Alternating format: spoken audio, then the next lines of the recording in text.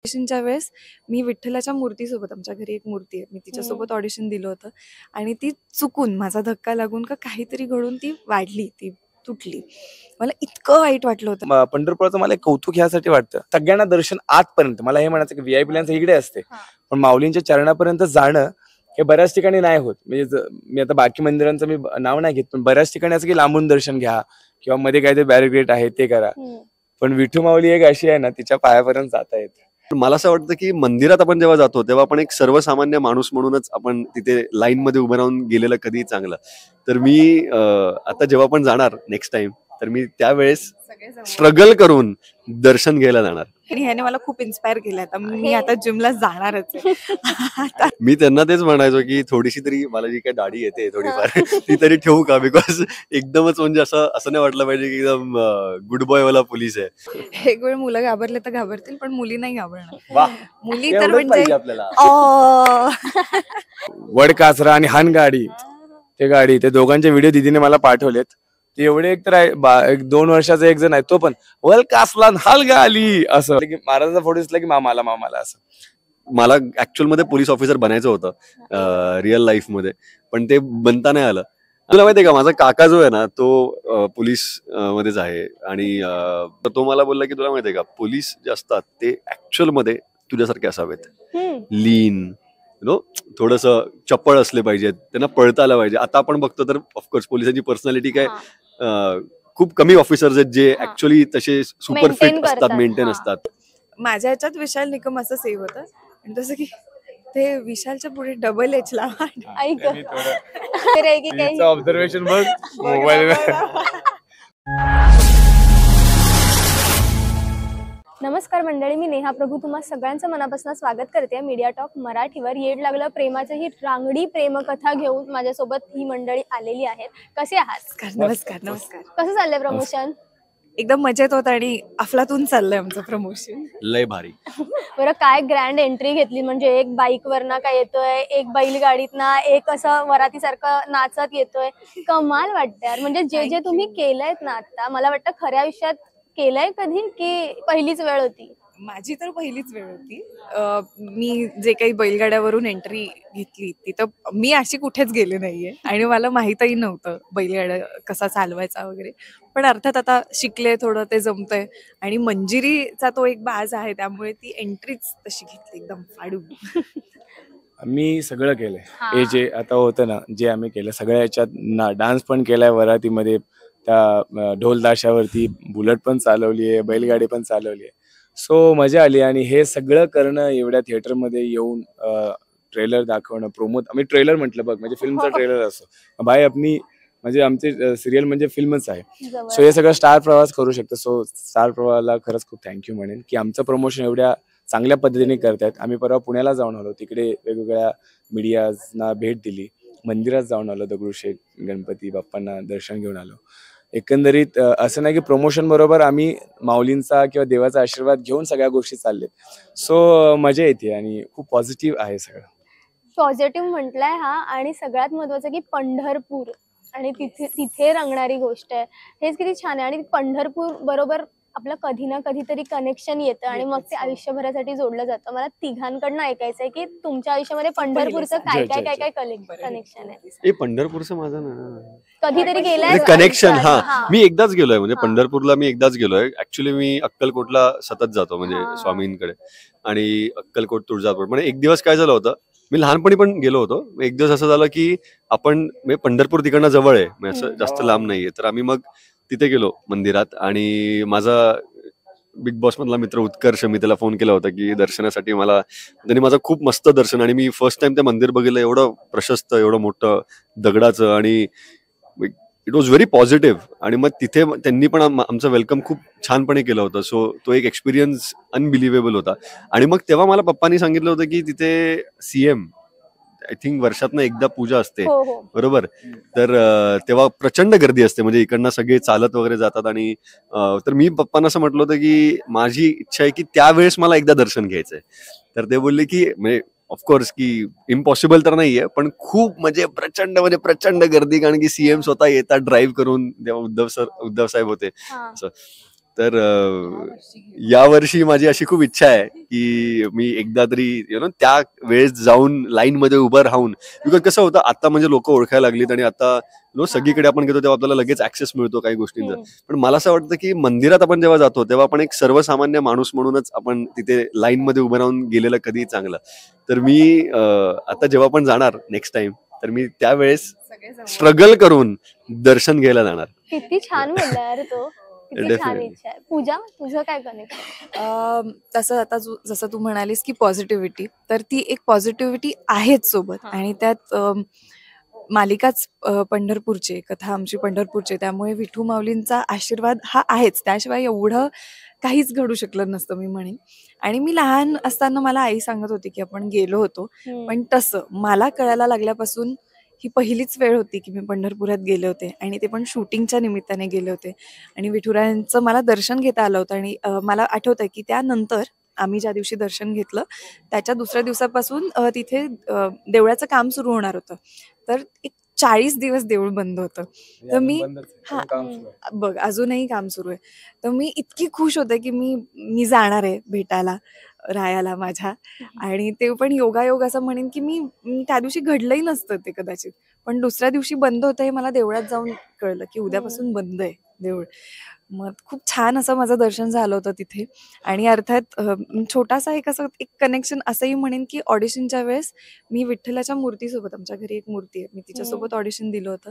आणि ती चुकून माझा धक्का लागून का काहीतरी घडून ती वाढली, ती तुटली. मला इतकं वाईट वाटलं होतं की बापरे आता काय म्हणजे असं. पण मी म्हणेन की तो एक आशीर्वादच होता की प्रत्यक्ष मला डायरेक्ट विठुरायाच्या दर्शनालाच जाता आलं. माऊली रागवत नाही. रागवत नाहीत, खरंच. विशालचं तर कनेक्शन आहेच, काय बोलायचं म्हणजे खूप जास्त. मी तर माऊलींचा मुलगा आहे. मी तर म्हणजे त्यांचंच एक काय म्हणू, एक कुठेतरी लेकरू आहे. लेकरू आहे असं म्हणेन. आणि विठू माऊली, विठ्ठल रुक्मिणी जे मंदिर पंढरपूर आहे ते जगाची माऊली आहे. आणि तिथे लोक गर्दी जसं म्हणतात, म्हणजे सीएम वगैरे हे त्या जागेचं एवढं महत्व आहे, त्या माऊलींचं एवढं महत्व आहे. तू जाशील ना त्या वारीवरती ना, त्यावेळी ऑलवेज गर्दी असते. सो तू जर का एकदा वारीला जाशील तर तिकडे जवळजवळ 2-2, 3-3 दिवस लोक लाईन मध्ये उभं राहतात, त्याच्यानंतर ते दर्शन मिळतं.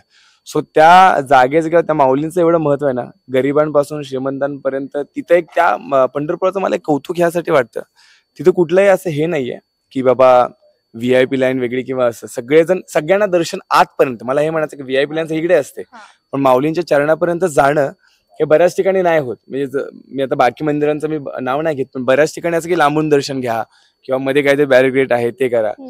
पण विठू माऊली एक अशी आहे ना, तिच्या पायापर्यंत जाता येत.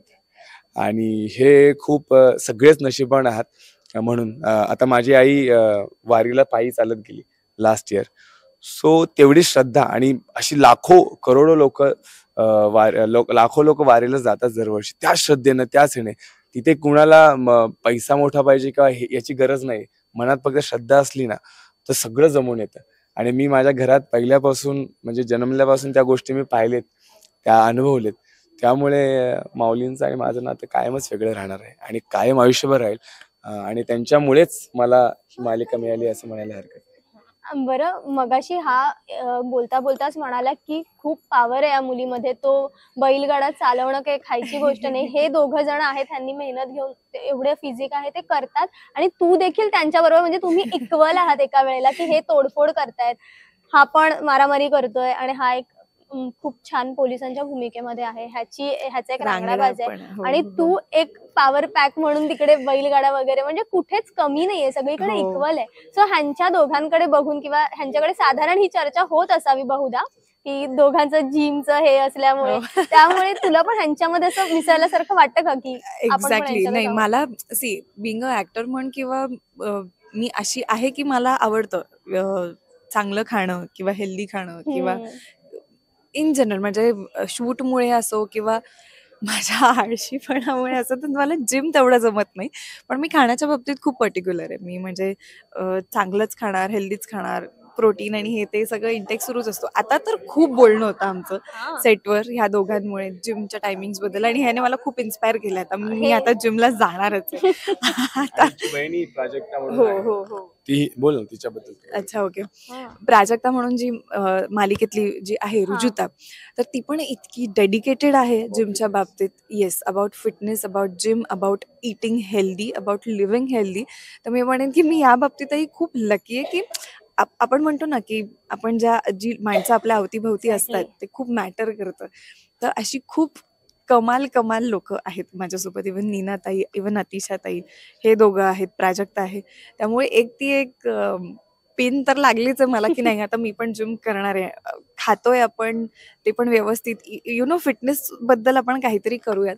आणि जसं मंजिरीबद्दल तू म्हणालीस की या दोघांना थोडं एक तोडीस तोड ती पण आहे, किंवा Exactly, बैलगाड्या च्या बाबतीत.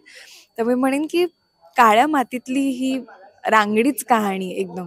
तर आपण मुलींमध्ये ते कुठेतरी एक असतंच. म्हणजे ती फक्त तुला एक तो क्लिक हवा असतो.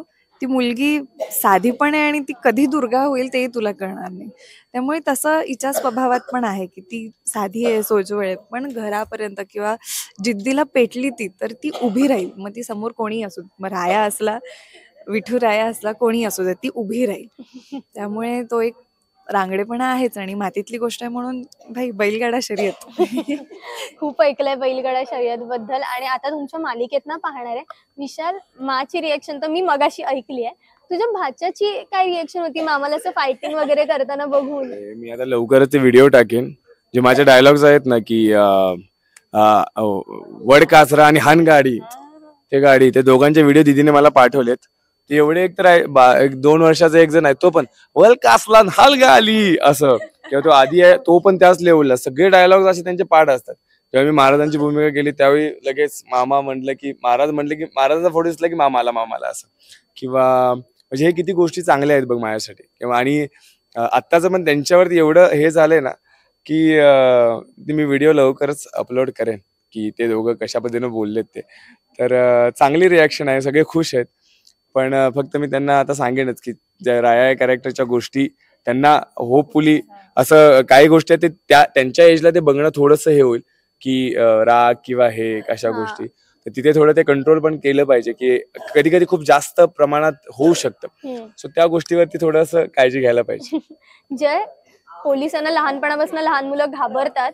आता तुला वाटतंय का की तुला बघून मुलं घाबरते? कारण हा इतका सोजवळ, इतका गोड दिसतो की ह्याला बघून भीती नाही वाटत. हा हो cute पोलीस आहे. म्हणजे मी त्यांना तेच म्हणायचो की थोडीशी तरी मला जी काही दाढी येते थोडीफार ती तरी ठेवू का, बिकॉज एकदमच म्हणजे असं नाही वाटलं पाहिजे की एकदम गुड बॉय वाला पोलीस आहे. आणि नंतर कळतं की नाश्ता तगडा आणि रगड आणि हे सगळ्या गोष्टी. बट थोडासा असं मला वाटत नाही की मुलं तर घाबरतील, पण पोलिसांमध्ये तरी थोडस असं माझी मैत्री होईल. म्हणजे जे ऍक्च्युअल मध्ये रिअल पोलीस आहेत त्यांनी तरी असं मला बघितलं पाहिजे की अच्छा साहेबवाले. हा. पण तुला माहितीये का माझा काका जो आहे ना तो पोलीस मध्येच आहे आणि त्याची पोस्टिंग महाडला असते. तर त्याच्यासोबत मी जेव्हा बोलत होतो तर तो मला बोलला की तुला माहितीये का पोलीस जे असतात ते ऍक्च्युअल मध्ये तुझ्यासारखे असावेत, लीन थोडस चप्पळ असले पाहिजेत, त्यांना पळता आलं पाहिजे. आता आपण बघतो तर ऑफकोर्स पोलिसांची पर्सनॅलिटी काय खूप कमी ऑफिसर्स आहेत जे ऍक्च्युअली तसे सुपर फिट असतात, मेंटेन असतात. पण तो मला ते नेहमी सांगायचं की तू जर असतास पोलीस तर डिपार्टमेंटमध्ये तुझा एकदम दरारा असता, कारण की फिजिक आणि हे ते. पण खूप भारी वाटतं कारण की असं मला ऍक्च्युअल मध्ये पोलीस ऑफिसर बनायचं होतं रिअल लाईफ मध्ये, पण ते बनता नाही आलं. आणि त्यानंतर मग आता मला रोलच्या मुळे एक हे म्हणजे युनिफॉर्म घालता येत आहे. बिकॉज युनिफॉर्म कोणत्याही याच्यामध्ये असून दे, नेव्ही असून दे, एअरफोर्स असून दे, युनिफॉर्मची व्हॅल्यू ही खूप वेगळ्या लेवलची असते. तो रिस्पेक्ट आणि हे. सो इट्स अमेझिंग यार, म्हणजे खूप भारी. पण मुलं तर नाही घाबरणार, आय डोंट थिंक सो. एक वेळ मुलं घाबरले तरी मुलं घाबरतील, मुली तर घाबरणार नाहीयेत तुला. एक वेळ मुलं घाबरले तर घाबरतील पण मुली नाही घाबरणार. मुली तर म्हणजे आपल्याला